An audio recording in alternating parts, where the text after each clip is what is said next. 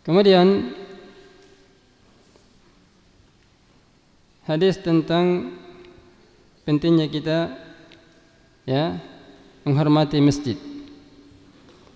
Ini sudah dibahas sebelumnya dan kita akan jelaskan tentang perbedaan ulama kita dalam masalah hadis ini.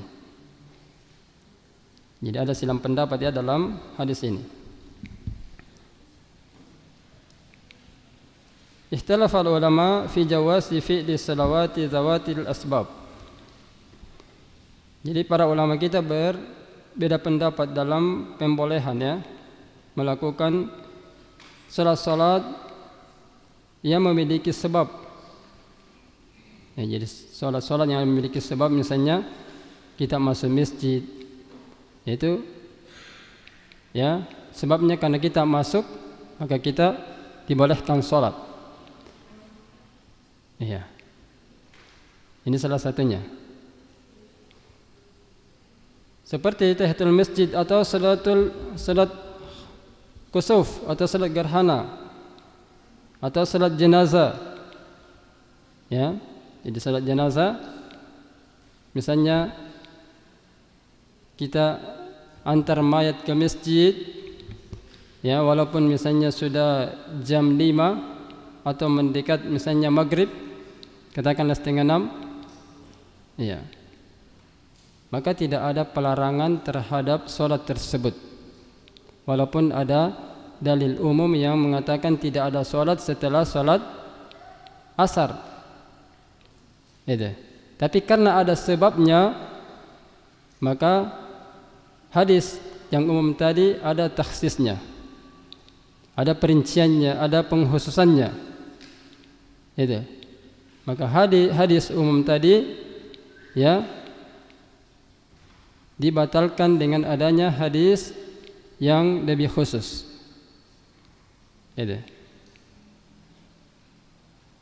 Begitu ya. Maka salat yang ada sebabnya itu boleh dikerjakan. Kapan saja, tidak terikat waktu. Itu ya. Kemudian salat qada'ul al-fa'inah, kita mengqada' salat yang terluput, yang tertinggal. Misalnya kalau kita tidak salat lail, maka boleh mengqada'nya di waktu antara waktu duha dan sebelum datangnya zuhur. Karena ada sebabnya kita tidak mengerjakannya, maka boleh mengqada'nya. Boleh mengqada'nya, boleh menggantinya. Jadi ini tidak jadi masalah di waktu kapan saja. Misalnya kita bangun salat, misalnya katakanlah kita salat subuh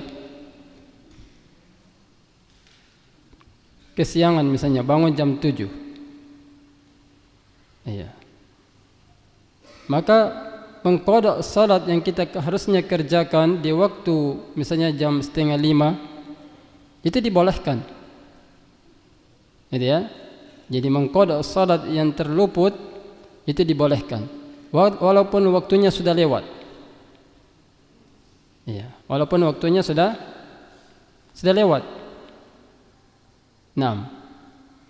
Misalnya waktu syuruk, misalnya katakanlah matahari terbit itu jam 6 kurang 15 menit, sedangkan kita bangun jam 7. Jadi tidur kan itu termasuk uzur syar'i. Maka orang yang seperti ini boleh dia mengqada' salatnya di luar dari waktu yang sudah ditetapkan, kalau tanpa disengaja. Yang penting jangan dibiasakan Kalau dibiasakan berarti itu lain ceritanya lagi. Jadi jangan berarti kalau gitu saya tidur saja sampai jam 8 atau jam 9, karena bisa saja salat kapan saja. Ya, jadi itu beda lagi. Ya, pembahasannya orang yang sengaja ya mengundurkan waktu salatnya. Ya, jadi Ustaz kan tadi malam sudah bahas ya. Ya. Generasi yang terburuk salah satunya adalah orang yang sengaja menyia-nyiakan waktu salat. Itu. Jadi itu pembahasannya beda lagi. Kalau dia menyengaja untuk menyia-nyiakan waktu salat. Baik ya, ikhwas sekalian. Kemudian di sini disebutkan fadhahabal Hanafiyah wal Malikiyah wal Hanabila ila man'i min dzalika li ahaditsin nahi. Jadi mazhabnya Imam ya Abu Hanifah, Imam Malik, Imam Hambali, mereka mengatakan bahwa itu dilarang ya mengerjakan salat di waktu-waktu yang terlarang. Ya. Ini mazhab dari 3 ulama tadi. Seperti hadis la salata ba'da subhi hatta tadlu asy-syams. Tidak ada lagi salat setelah subuh sampai matahari terbit.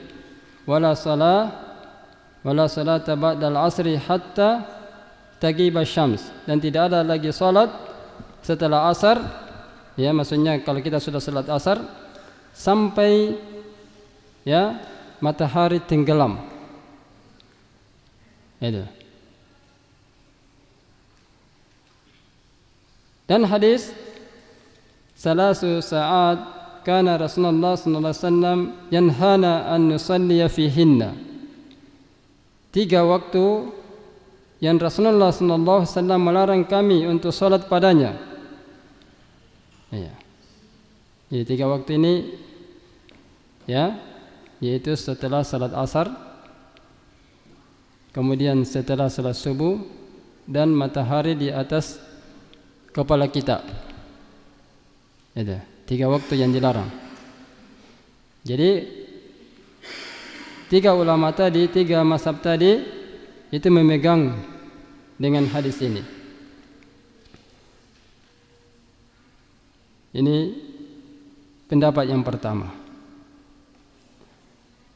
Ya, jadi kalau misalnya kita masuk ke masjid di 3 waktu tadi, ya, berarti tidak boleh salat tahiyatul masjid, ya, atau tidak boleh melaksanakan salat jenazah atau mengqada waktu salat kalau misalnya memakai mazhab ini. Itu. Jadi ya. Jadi ini dah hikmah ya. Kalau kita kembali lagi ya, kita pahami bahwa dalam masalah fikih itu kita di situ harus berlapang dada. Nah, kalau ada yang pakai mazhab begitu, tafadhol, silahkan. Ya, karena hadisnya mereka juga sahih. Iya. Itu. Kemudian mazhabnya Imam Asy-Syafi'i dan sekelompok dari ulama, mereka mengatakan ila jawasi dzalika bila karahiyah. Mereka mengatakan bahwa boleh ya melaksanakan salat tersebut tanpa hukumnya dibenci atau makruh. Iya. Jadi tidak makruh. Gitu ya. Apa artinya makruh? Kalau makruh berarti dikerjakan bagaimana? Dikerjakan tidak berdosa, ditinggalkan dapat pahala. Itu. Jadi Imam Asy-Syafi'i memandang bahwa di 3 waktu tersebut itu tidak jadi masalah. Iya. Jadi misalnya masuk jam, misalnya kita masuk zuhur pas matahari terbit. Ya, sebelum misalnya kita masuk duluan ini di masjid sebelum azan. Pas matahari di atas kita. Sementara kita mau salat tahiyatul masjid. Ya. Kalau kita pakai mazhabnya Imam Asy-Syafi'i seperti ini berarti tidak jadi masalah kita salat. Ya. Jadi ya, tidak jadi masalah. Itu boleh saja. Naam. Wa huwa riwayah anil Imam Ahmad. Dan mereka punya juga dalil. Iya. Dari riwayat Imam Ahmad. Ikhtarha Syekhul Islam Ibnu Taimiyah dan Imam ya Ibnu Taimiyah, Syekhul Islam Ibnu Taimiyah memilih pendapat ini. Ya, kita tidak ragukan bagaimana ilmunya beliau Ibnu Taimiyah. Ya. Dari sisi akidahnya, pemahamannya, Masya Allah. Dan kita tahu juga Imam Ahmad termasuk orang yang betul-betul komitmen di atas sunnah, Imam Ahmad. Iya. Tapi beliau membolehkan, bukan berarti sengaja menolak hadis Nabi tadi. Iya, karena ada juga hadis yang mereka jadikan rujukan. 6. Jadi ya. Jadi mereka berdalilkan dengan hadis ya, alladzi ma'ana wa amsalah. Ya, jadi hadis yang kita lagi bahas ini ya, idza dakhala ahadukumul masjid fala yajlis hatta yusalli rak'atain. Apabila salah seorang di antara kalian masuk ke dalam masjid, maka janganlah dia duduk sampai dia salat 2 rakaat. Ini yang dia jadikan dalil. Ya. Dan hadis yang serupa ya dengannya. Seperti hadis ya, man nama an witrihi au nasiba au nasiyahu falyusalli idza dzakarahu. Jadi barang siapa yang tidur dari witirnya, maksudnya dia tidak mengerjakan salat witir di malam hari karena ketiduran atau dia lupa, ya maka hendaklah dia salat apabila dia mengingatnya. Ini menjadi pegangan beliau juga. Berarti ini kuat juga hadisnya ya, Masya Allah. Dan hadis inna syamsa wal qamara ayatani min ayatillahi fa idza ra'aitumuhuma fasallu. Sesungguhnya matahari dan bulan itu 2 tanda dari tanda-tanda kebesaran Allah Subhanahu wa taala. Maka apabila kalian melihat keduanya, maka hendaklah kalian salat. Ya. Itu ya. Jadi hadis ini pelajaran dari menjadi pelajaran buat kita ya, bahwa di kalangan ulama terkadang mereka punya masing-masing dalil ya, dan dalilnya yang mereka pegang masing-masing sahih, kuat semua ya, dan itu sehingga menjadi adanya ikhtilaf ya. Jadi ikhtilaf di kalangan ulama itu karena masing-masing memiliki dalil yang berbeda. 6. Itu. Jadi kalau antum pilih mazhabnya Imam Asy-Syafi'i, maka boleh antum salat kapan saja antum masuk ke dalam masjid. Iya. Jadi hadis ini termasuk yang dipegang oleh Imam Asy-Syafi'i ya, Imam Ahmad dan sekelompok dari ulama kita. Baik. Kemudian kata Syekh rahimahullah ya, Wa kullu min adillati tarafaini amun min wajhin wa khassa min wajhin akhar.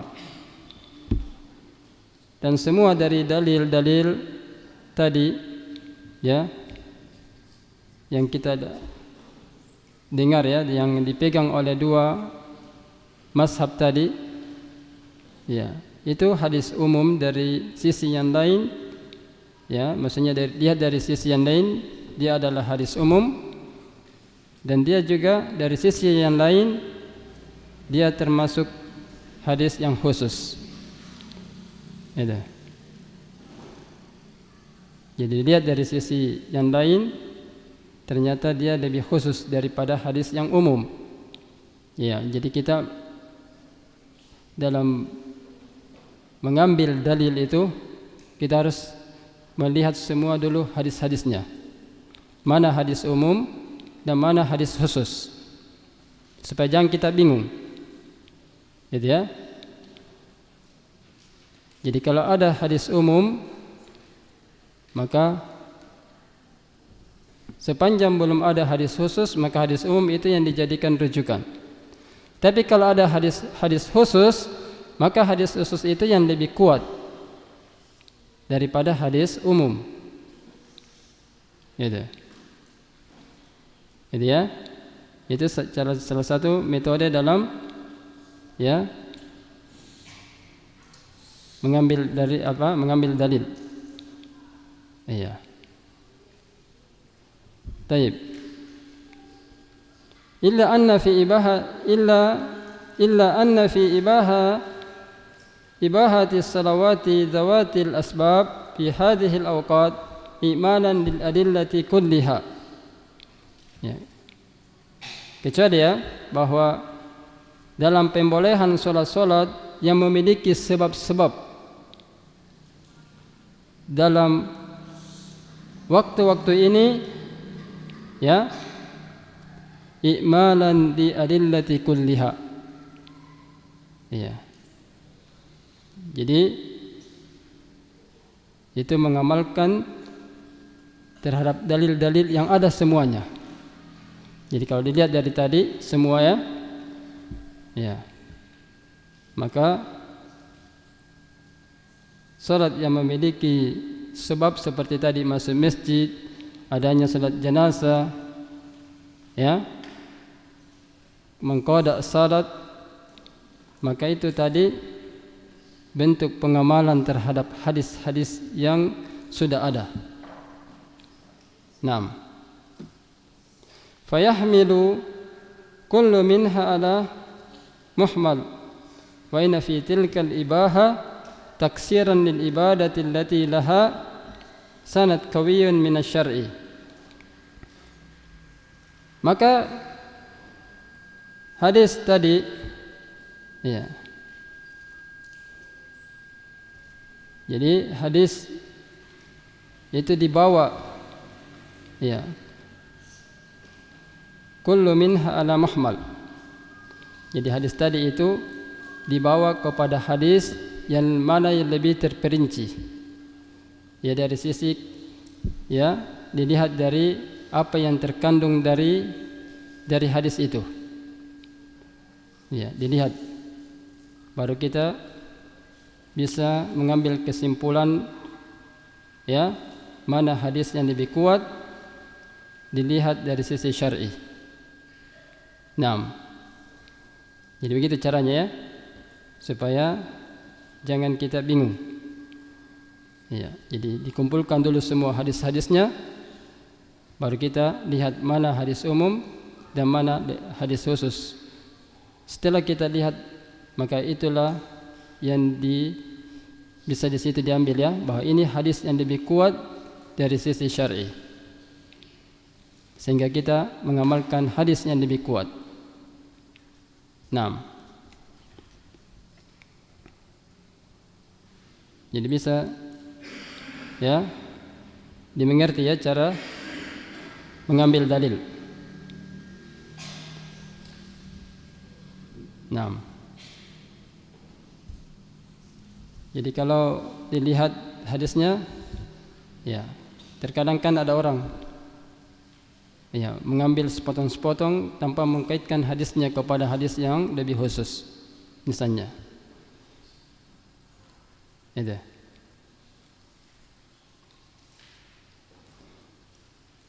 Baik ya, ikhwas sekalian. Kemudian kata Syekh rahimahullah, wa qad taqaddama hadzal khilaf fi hadis Ibnu Abbas. Dan sungguh sudah ada pembahasannya ya, masalah ini ya, khilaf ini dalam hadis Ibnu Abbas. Walakinna nuridu huna wuduhan min kalami Syekhul Islam Ibnu Taimiyah. Akan tetapi kami ingin ya menambahkan di sini penjelasan dari perkataan Syekhul Islam Ibnu Taimiyah. Faqad dzakara annahu kana mutawaqqifan fi salawati zawatil asbab. Ya. Di mana ya beliau telah menyebutkan bahwa beliau bersikap tawakuf. Ya. Mutawaqqifan fi salawati zawatil asbab. Ya. Jadi dalam masalah salat-salat yang memiliki sebab, maka beliau ya mutawakkifan. Maksudnya beliau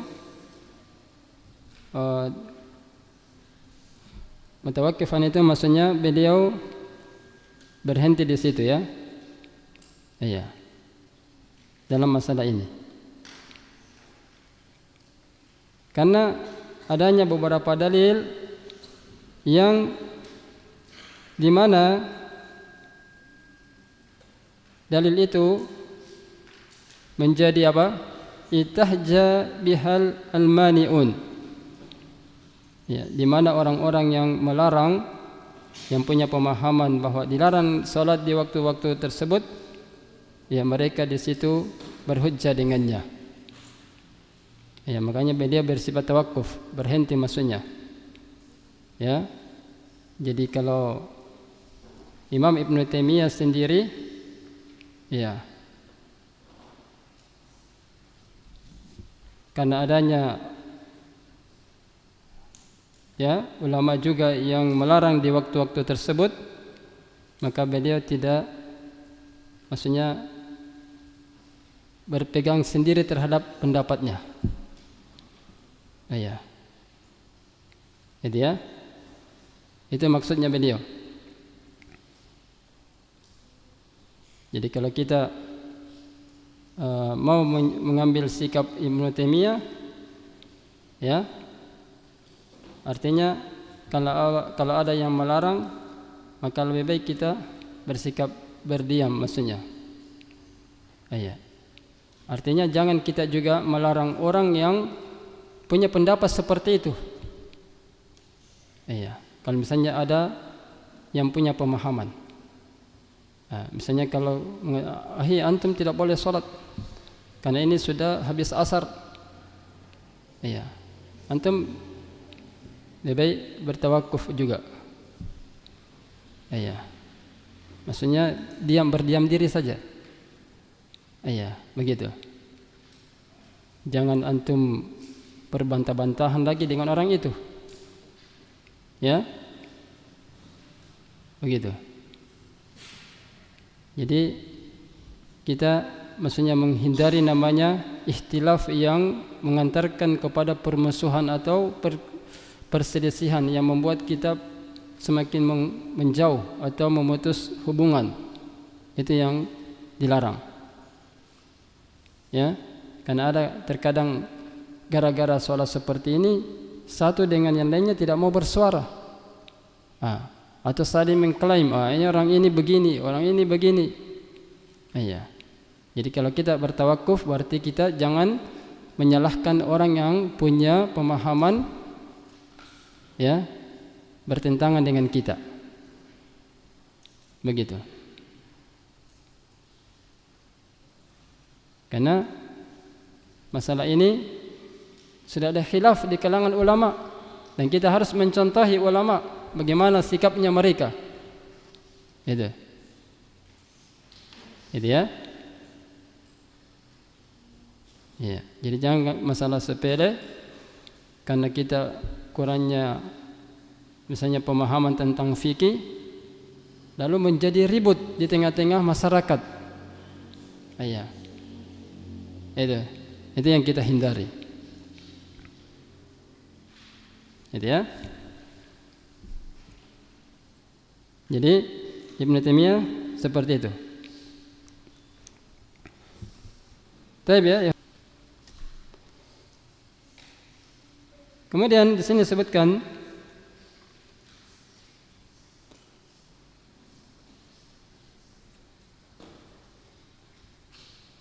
wa ba'dal bahsi wajada annaha imma da'ifa au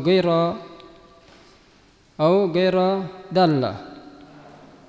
Dan ternyata setelah penelitian ya, maka didapatkan bahwa ternyata hadis tersebut ya ada yang dhaif dan ada juga ghairu dallah, maksudnya tidak ya dijadikan sebagai pegangan. Nah, ya maksudnya tidak menunjukkan ke dalam jadi tidak menunjukkan ke dalam perkara yang seperti yang kita pahami. Ya, makanya paham ulama itu terkadang cara berpikirnya beda dengan terkadang yang dipahami oleh orang lain. Iya. Gitu ya. Jadi terkadang ulama itu dia cari dulu mendalam hadis-hadisnya ini yang ini semua dikait-kaitkan. Iya, tapi kalau orang yang tidak punya ilmu kadang sempit. Jadi langsung dia vonis begini. Itu yang biasa menimbulkan masalah. Kalau ulama kan panjang dulu cara menelitinya. Itu.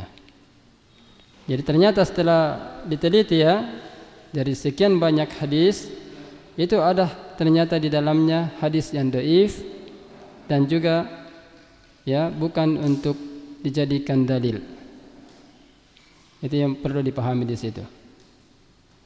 Jadi kadang ya hadisnya sudah nampak tapi ternyata tidak cocok dijadikan dalil pada perkara itu. Itu. Ya, tidak bukan istilahnya tidak sesuai pada tempatnya.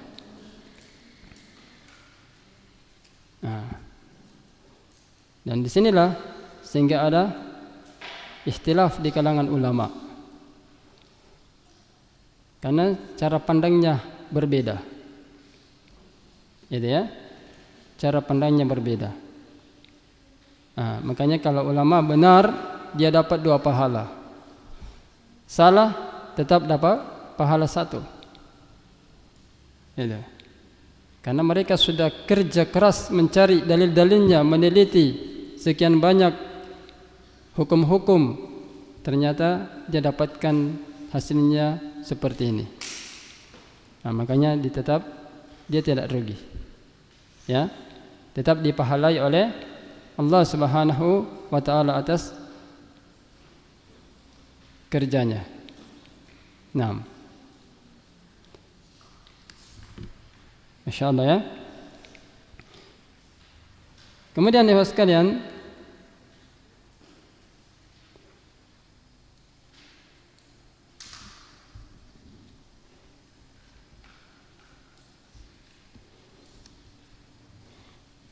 di sini disebutkan apa yang bisa diambil dari hadis ini. Yang pertama, masyru'iyatu tahiyatul masjid di dakhilih. Jadi syariatkan kita melaksanakan ya tahiyatul masjid bagi orang yang memasukinya. Wa dhahaba ila wujubiha az-zahiriyah. Dan mazhabnya Imam Az-Zahiriyah ya kelompok Zahiriyah ya. Iya, itu mengatakan wajib. Itu. di zahiri hadal hadis, dengan memahami secara zahir dari hadis ini. Nah, jadi ada yang mengatakan wajib melaksanakan tahiyatul masjid. Itu mazhabnya Zahiriyah. Dan jumhur ulama mengatakan itu hukumnya sunnah. Ya. Naam. Jadi kenapa mazhab Zahiriyah mengatakan wajib? Ya, karena secara zahir dari hadis ini ya mereka pahami. Idza dakhala ahadukumul masjid fala yajlis hatta yusalli rak'atain. Gitu. Apabila salah seorang di antara kalian masuk ke dalam masjid, maka jangan dia duduk sampai dia salat 2 rakaat. Ini perintah ya dari Nabi. Janganlah dia duduk, berarti ini fil amar. Kalau dalam kaidah usul fikih berarti al-amru yadullu 'alal wujub. Perintah itu menunjukkan wajibnya perkara itu. Iya. Makanya mazhab mereka juga tidak bertentangan sebenarnya. Ya. Jadi kalau ada yang punya mazhab Zahiriyah tidak jadi masalah. Nah, karena memang dari sisi akidah ya istilahnya sesuai ilmu usul fikih tidak bertentangan. Nah, makanya ulama tetap mengangkat pendapatnya mazhab Zahiriyah. Nah,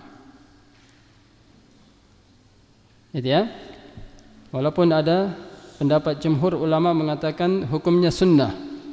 Artinya kalau mau laksanakan silahkan, kalau tidak juga tidak jadi masalah. Itu, karena hukumnya sunnah. Jadi kalau ada yang langsung masuk masjid duduk karena memahami ya sebagaimana mazhabnya jumhur ulama, maka tidak jadi masalah masuk masjid duduk misalnya. Iya. Jadi ya. Kemudian yang kedua, annaha masru'ah di dakhilil masjid fi kulli waqtin. Bahwa tahiyatul masjid itu disyariatkan bagi orang yang masuk ke dalam masjid pada setiap waktu. Nah, itu ya disyariatkan. Walau kana waktu tunha li umumin hadis. Walaupun waktu itu adalah waktu yang dilarang. Waktu nahyin li umumin hadis. Waktu yang dilarang berdasarkan dengan keumuman hadis. Hadis yang umum tadi. Ya, jadi hadis umum tadi itu ya. Naam. Maka taqaddama al-khilaf fiha wa fi ghairiha min zawatil asbab.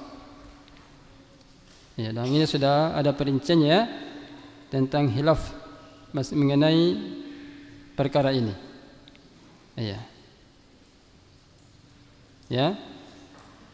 Fi ghairiha min zawatil asbab. Ya. Jadi salat-salat yang memiliki sebab. 6. Ini sudah ada khilaf di sini.